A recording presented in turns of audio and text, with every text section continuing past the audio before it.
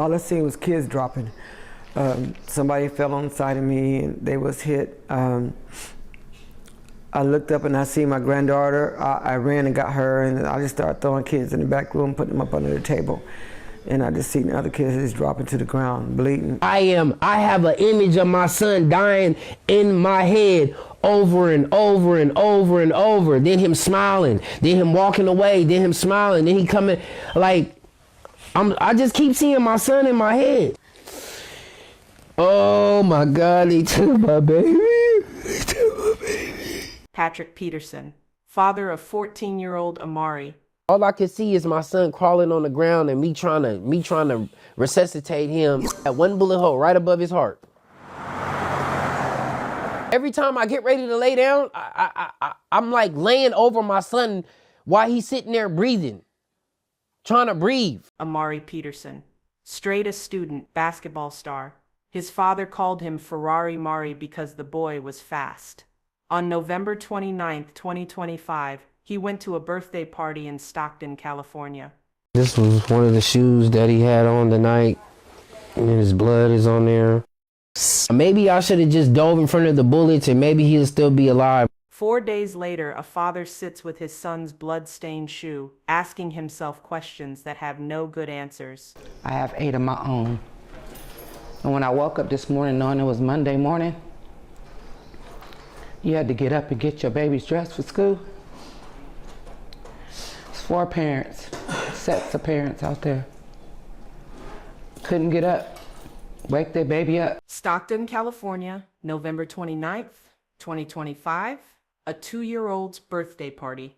Over 100 people packed into a banquet hall. Balloons, cake, family, and then just before 6 p.m., multiple shooters opened fire on a room full of children.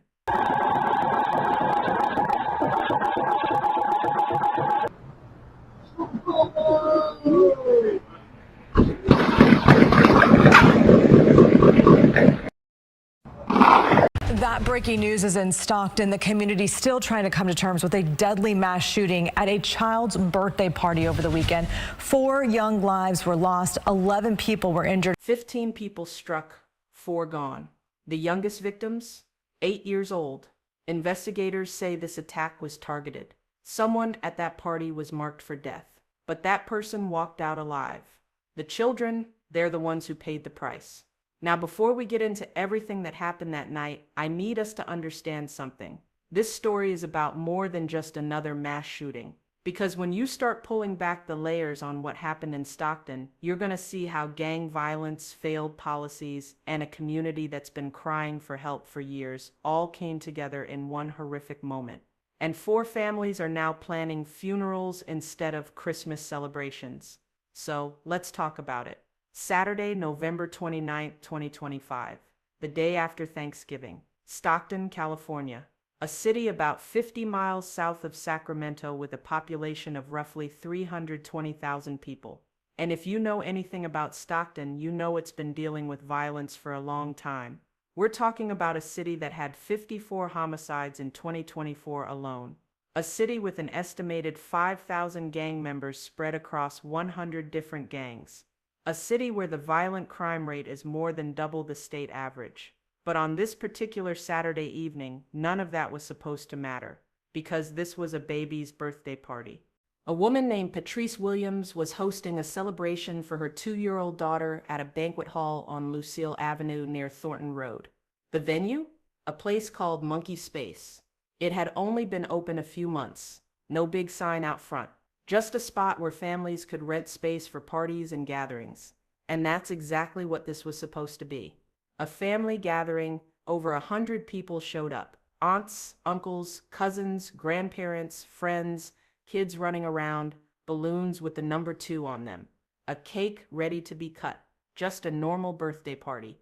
Except this party had some other guests too. And that's where things get complicated. See, the birthday party, it wasn't just for Patrice Williams' daughter. According to multiple sources, this party was actually for the 2-year-old daughter of a rapper named Flyboy Dowie, reportedly connected to the Muddy Boys Crips, one of several Filipino gang sets operating in Stockton. And at this party, there were other rappers present too. including an artist named Nunbanel, real name Jonal Dongan, Nano's cousin, a rapper with millions of streams on Spotify and ties to the same gang network. Now I want to be clear here. We're not saying these men did anything wrong by being at a family birthday party. What we're saying is that their presence at that party, their connections, their history, that's what apparently made this celebration a target. And the people celebrating, the grandmothers and the children and the families who had nothing to do with any of that, they had no idea what was about to happen. It's just before 6 p.m. The party is in full swing. People are gathering around because it's time to cut the cake. That moment when everybody crowds in, phones out, ready to sing happy birthday and watch a 2-year-old blow out candles. Patrice Williams describes what happened next. Everybody was getting ready to cut the cake, like I said, and I actually thought it was my balloons popping. It was gunshot. Multiple shooters entered that banquet hall and opened fire on a room full of people. Surveillance video from nearby businesses captured the sound. 15 seconds of rapid gunfire, then a pause, then another volley of shots. Inside that hall, it was absolute chaos. Teresa Spivey, the grandmother we heard from earlier, she was standing near the cake table when the shooting started. All I seen was kids dropping. Somebody fell on the side of me and they was hit. I looked up and I see my granddaughter. I ran and got her, and I just started throwing kids in the back room, putting them up under the table. And I just seen other kids just dropping to the ground, bleeding. This woman threw a cake table down to use as a shield, then grabbed as many children as she could and threw them into a back room, under tables, anywhere she could find to hide them from the gunfire. All I heard was gunshots. I didn't see anything. I just fell to the ground with my baby. I tried to hide behind the jumper. That's all I remember. She hit the ground with her 2-year-old daughter, trying to shield her baby with her own body. And in those 15 seconds, 15 people were struck by gunfire. 4 would not survive. 11 others were rushed to hospitals across the region, some in critical condition, some with injuries so severe they had to be transported to trauma centers. Oh my god, look at this. Oh my god, there's 1, 2, 3 bodies. Oh my god. Oh my god. Oh my god, oh my god, oh my god.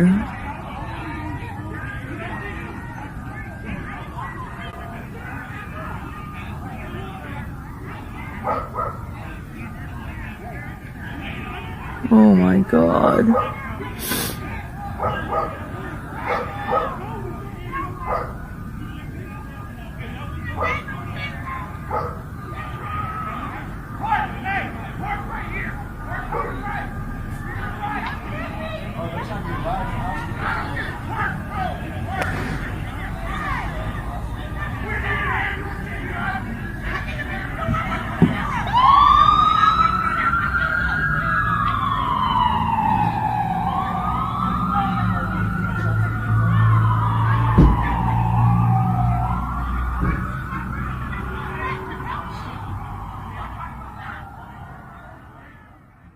The shooters, they fled the scene.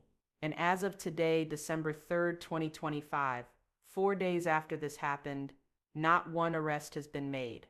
Now let's talk about who was lost that night. Because these weren't gang members. These weren't people involved in street life. These were children. These were young people with futures ahead of them.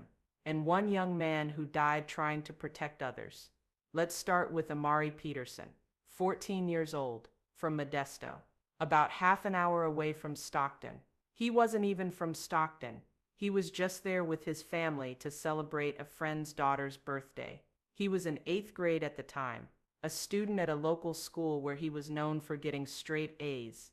His basketball coach, a man named Brent Benander, said Amari had been playing for him for 6 years. Said he was a talented athlete. Football, basketball, track. The kind of kid who had college scouts already looking at him. You know, his nickname was Ferrari Mari. That was my nickname for him. Ferrari Mari. Yeah. He was fast. Yeah, he was really fast. But more than that, Amari was just a good kid. His father Patrick described him as a gentle soul. Said every single day, every morning, and every night. Amari would tell him the same thing. Every day he would tell me, Dad, I love you. Dad, I appreciate you. Every night, every morning. Every night, every morning, that boy would tell me he loved me. On that Saturday night, Amari was at the party with his father Patrick, his mother, his siblings. Just a family outing. And at some point during the party, Amari left his father's side. Patrick Peterson explains what happened.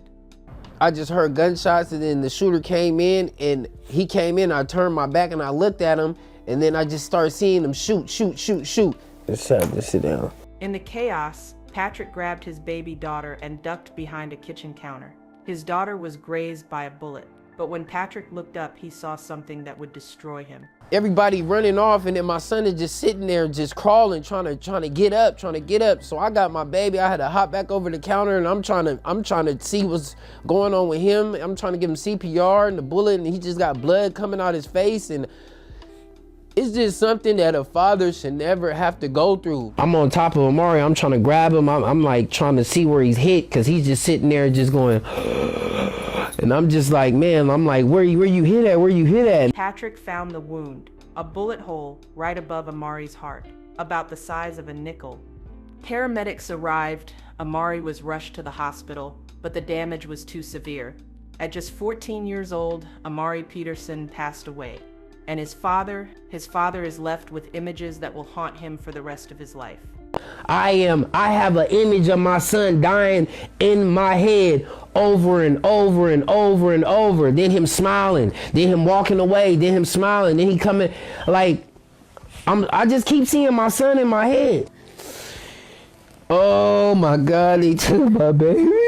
He took my baby. And Patrick Peterson is asking himself a question that has no answer. Maybe I should have just dove in front of the bullets and maybe he'll still be alive. Amari's basketball team has dedicated their entire season to his memory. His coach said Amari wouldn't want people crying over him, said he'd want them to go out there and play. But how do you do that when a 14-year-old with straight A's and a bright future gets taken away at a birthday party? We were planning where he was going to go to high school, and now we're here planning for a funeral. I just want my son back. That's Amari's mother, Kimberly Peterson. But Amari wasn't alone that night. 3 other innocent, precious lives were taken alongside Amari Peterson.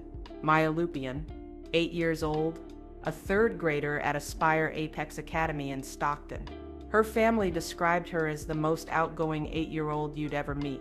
She loved to dance, sing, and draw. She was a purple belt in karate, active, full of life. The kind of little girl who lit up every room she walked into. Her sister Yesenia put it this way in a statement released after Maya's passing. Maya was the light in everyone's life, the sweetest soul. She deserved a childhood full of laughter, school days, karate, family time, and dreams. Not this. And here's what makes Maya's story even more heartbreaking. Her 9th birthday was coming up, December 13th. 2 weeks away. Her family was already planning the celebration, but instead of wrapping presents and baking a birthday cake, they're now planning a funeral for a little girl who never got to blow out those candles. Journey Rose Rio Tutor Guerrero, also 8 years old, also in 3rd grade. Her family described her as kind and playful, the type of child who would come home from school every single day, excited to tell her family what she learned. Her mother, Jackie Rio Tutor, is a special education teacher at Madison Elementary School in the Stockton Unified School District, a woman who dedicates her life to educating children, and now she's burying her own daughter. The school district released a statement saying they were heartbroken by the loss, that they would do everything they could to support their students and community. But what do you even say to a mother who's a teacher, who spent her career protecting and nurturing children, and then loses her own baby to gun violence at a birthday party? And then there's Susano Archuleta, 21 years old. Now Susano's story is different, because according to his family, Susano died trying to save people. His Aunt Patricia Flores spoke about what she heard happen that night. He's a good kid, and he went to this, celebration for a friend of his. It was his friend's daughter, I believe. We come before you, God, praying. It gives me hope. It makes me feel that the family's not alone. Her niece and her toddler were also at that party, saying it's a blessing they were in the bathroom when the bullets went flying. I guess she just heard shots and she just stayed there until she didn't hear anything. Senior pastor Aya Luna Garza happened to be in the shopping center just 30 minutes before the shooting. My guess is that I saw people that were there that were greatly affected. Her heartbreak leading her to hold the prayer vigil at her church, hoping to bring light in the midst of darkness. And I thought the church needs to be present. We need to be able to stand up and say, hey, we see you, we love you, we're here with you, and we're willing to help make a change in this city. Why would somebody want to do that? If you're angry, why take it out on innocent people that have nothing to do with whatever problem it is that's got you to do something like this? But he's going to be missed. He will definitely be missed. But here's what multiple witnesses at the party reported. When the gunfire started, Susano didn't run. He grabbed children, his girlfriend, and he pushed them into a closet to hide them from the shooters. He was trying to protect them. His girlfriend survived. She was injured in the shooting, but she made it. The children he hid, they made it too. But Susano, he was struck in the neck, and he passed away right there at the scene. His brother Emmanuel Lopez spoke about the loss, and Emmanuel's own 9-year-old daughter was at that party too. She was struck in the head during the shooting. By the grace of God, she survived. But Emmanuel's brother Susano didn't make it. So when we talk about the victims of this shooting, we're talking about Maya and Journey Rose, 2 8-year-old girls. We're talking about Amari, 14 years old, straight A's, Ferrari Mari. And we're talking about Susano, a hero, 21 years old, a young man who spent his final moments pushing children into a closet to save their lives. 4 people, gone, at a 2-year-old's birthday party. And as Bernie Spas said, I have 8 of my own. And when I woke up this morning knowing it was Monday morning, you had to get up and get your babies dressed for school. It's 4 parents, sets of parents out there. Couldn't get up, wake their baby up. 4 sets of parents who should be planning Christmas right now, should be wrapping presents and making lists and arguing about bedtimes. Instead, they're picking out caskets, writing obituaries, trying to figure out how to explain to siblings why their brother or sister isn't coming home. But here's the question that's been hanging over this entire story since the moment it happened. Why? Why did this happen? Why would someone walk into a child's birthday party and open fire on families? And that's where we need to talk about what investigators found and what the community already knew. Now, this is the part of the story where things get complicated, because when you start looking at who was at that party and why they might have been targeted, you start to see how deep the gang problem in Stockton really runs. Remember, I told you this party was for the daughter of a rapper named Flyboy Dowie, who was reportedly affiliated with a gang set called the Muddy Boys Crips, one of several Filipino gang factions operating in Stockton. And at this party, there were other people connected to that same world. Dowie's cousin, Mbinel, and according to his own father, Junior Dongon, Mbinel was at that birthday party when the shooting happened. In fact, Mbinel's father confirmed to media outlets that his son was among the 15 people struck by gunfire that night. And now, Mbinel is reportedly in hiding, fearing for his life. Let that sink in for a second. The rapper who was allegedly one of the targets of this attack, he survived. He walked out of that banquet hall alive, and now he's somewhere hiding because he knows there are people out there who want him gone. But the babies who had nothing to do with any of that, the 8-year-olds at a birthday party, the 14-year-old from Modesto who was just there with his family, they're the ones in the ground. Now, to understand how we got here, you need to understand Stockton's gang landscape, because this isn't new. This has been building for years. Stockton has an estimated 5,000 gang members spread across roughly 100 different gangs. You've got sets like the Muddy Boys Crips, the Flyboy Crips, the Asian Boys, the Asian Crips, the Locktown Crips, Lil Ruthless Criminals. And these aren't just small neighborhood crews. These are organized, connected networks that have been involved in everything from drug trafficking to shootings to murders. In June 2020, the Stockton Police Department launched something called Operation Kryptonite, a 5-month investigation into criminal activities tied to several of these gang sets. When it was all said and done, 34 arrests, 38 firearms seized, drugs, money, everything.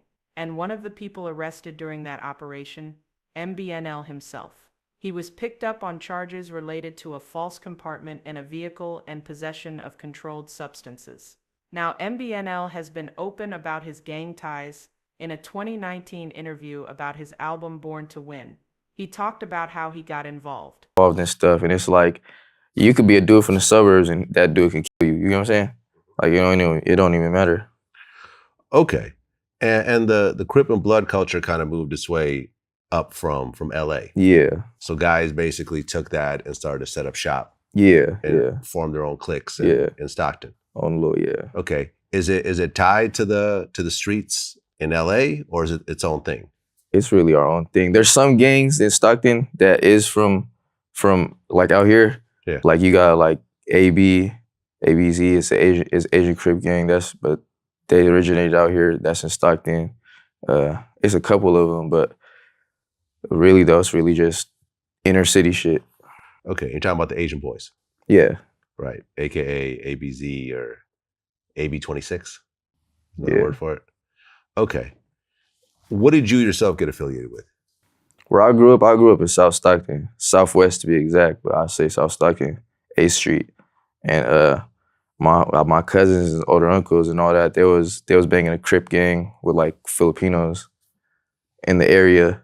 And then there's like, and we kind of really, it wasn't us being in their gang. We kind of just was in the hood with them. We was in the hood and we just young cats, we in the hood. We just kind of we just doing our own thing, really. So you guys just form your own crew, basically. Yeah, basically you say that. But we always been like with the older folks, but we was like, we don't even trying to think with the older folks. Like we rather just, you feel me? We do our own shit. Okay. And how bad does the set tripping get in Stockton? It gets pretty bad. I ain't gonna lie. Like not even just set tripping though. Like you in Stockton, bro. Every young dude is on that trying to prove some or trying to be the hardest they can in Stockton. Cause like I said, there ain't nothing else going on out there. Like you could be in traffic, you could pull up in traffic, look at somebody wrong at the light, he will flash pole on you. But if you got it on you and you ain't trying to, you feel me, be a it just go up. That's really all it is, bro. It just don't want to be no punks or bitches and shit out here. Okay, so like how old were you when you first started, basically getting involved in violent situations? Like 14. Okay. I got shot at first when I was like 14, 15. Okay, so you're 14 years old and you get shot at. Yeah, but it wasn't meant directly for me. It was my partner. I was just there. That was my first real incident or something like that happening. And your friend got shot? Nah, not none of us. But it was for him though. Okay, so someone was trying to kill your friend.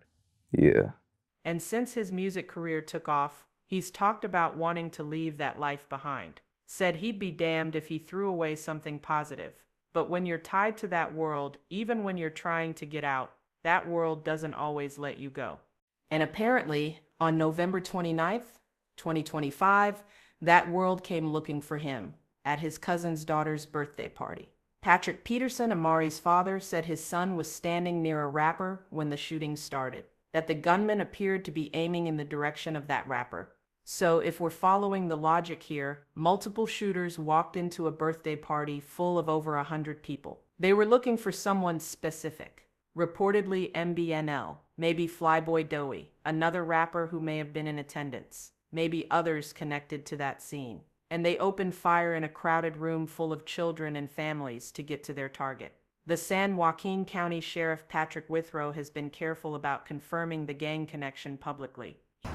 At this point, we think we had multiple shooters at the site, but I can honestly tell you we're looking for multiple people because this didn't happen in a vacuum. So we had people that helped them set this up, people that knew this was going to go down, and then after it happened, these guys got away somehow. So they had help afterwards. So we're going to go after everyone that had anything to do with this, and so it'll be multiple people that will be taken into custody for this. But Stockton's Mayor Christina Fugazi, she didn't hold back. She called it exactly what it was. I've been in contact with the White House.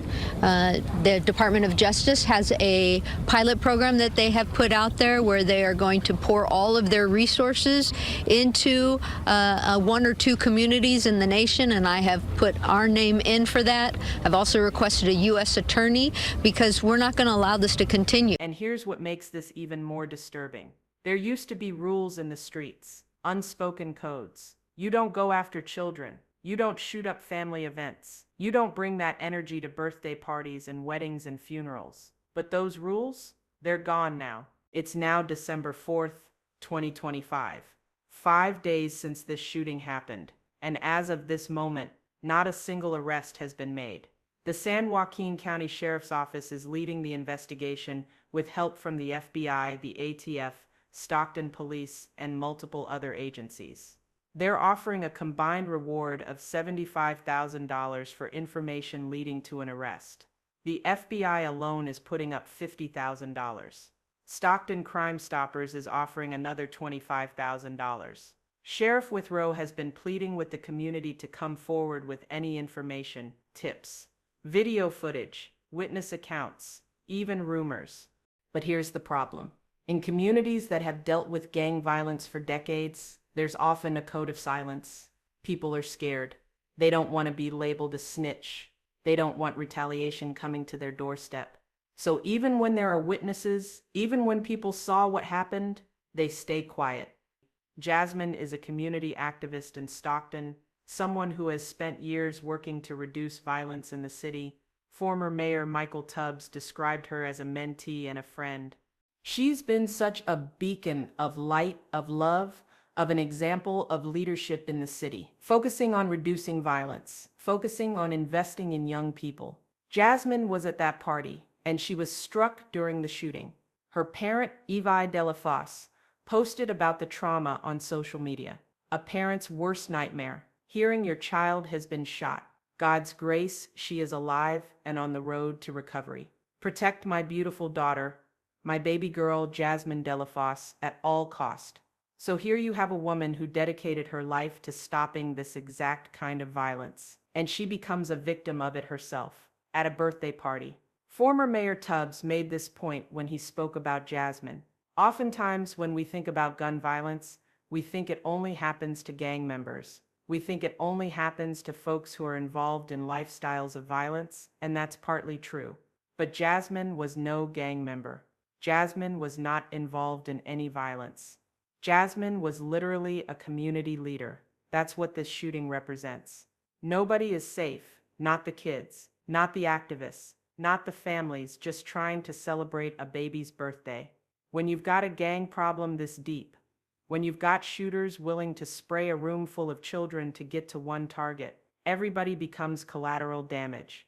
And the people responsible, they're still out there, walking around, breathing, living their lives, while 4 families are planning funerals. Pastor Ella Luna Garza of Central United Methodist Church, who organized the vigil, said this: "I thought the church needs to be present.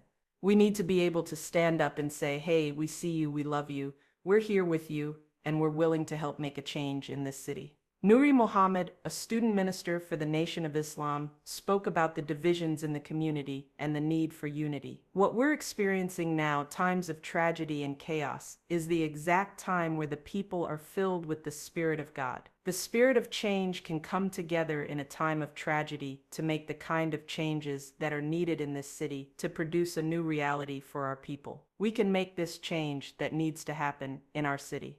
Beautiful words, powerful sentiments, and I believe them. But we have to be honest about what Stockton is dealing with.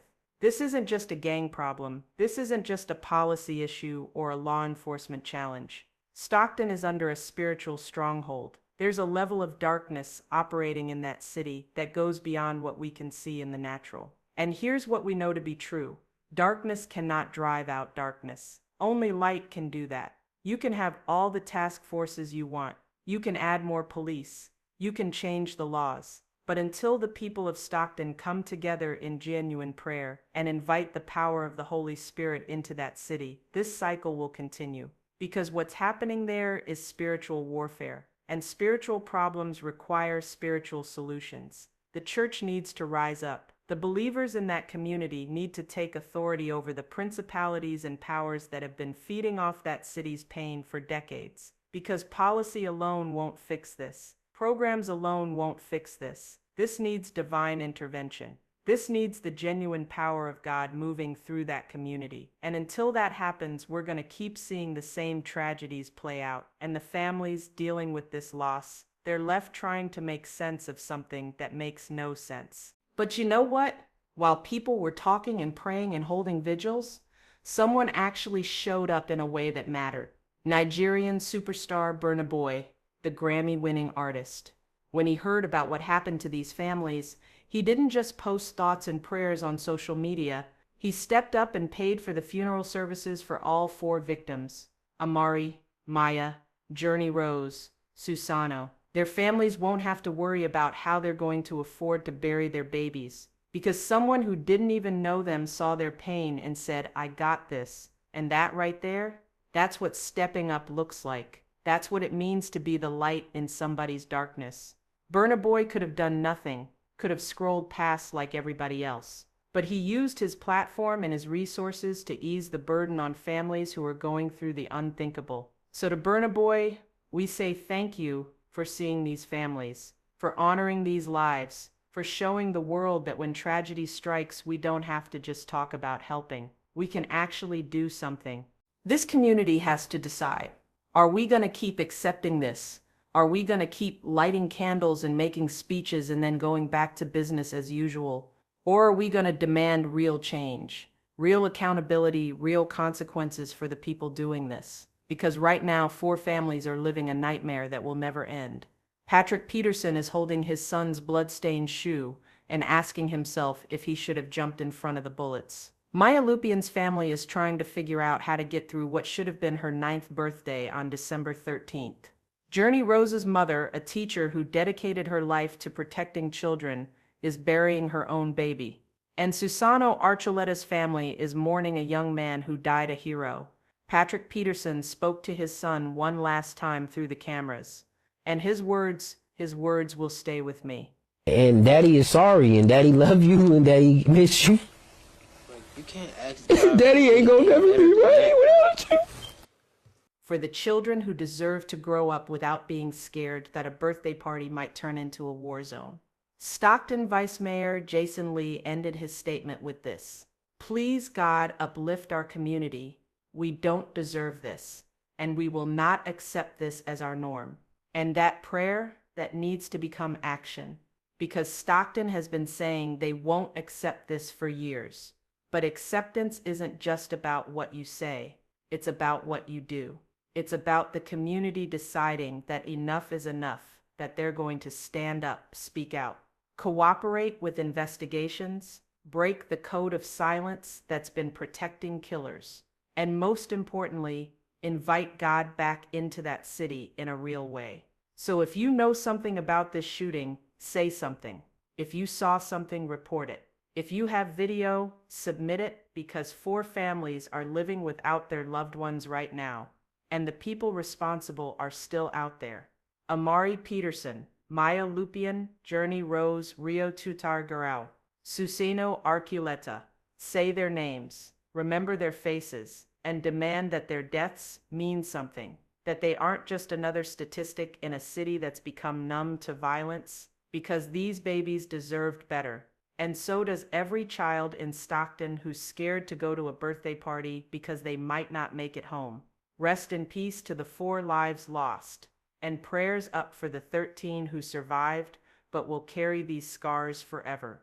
This is Deadly Affairs, and this story isn't over. Not until there's justice.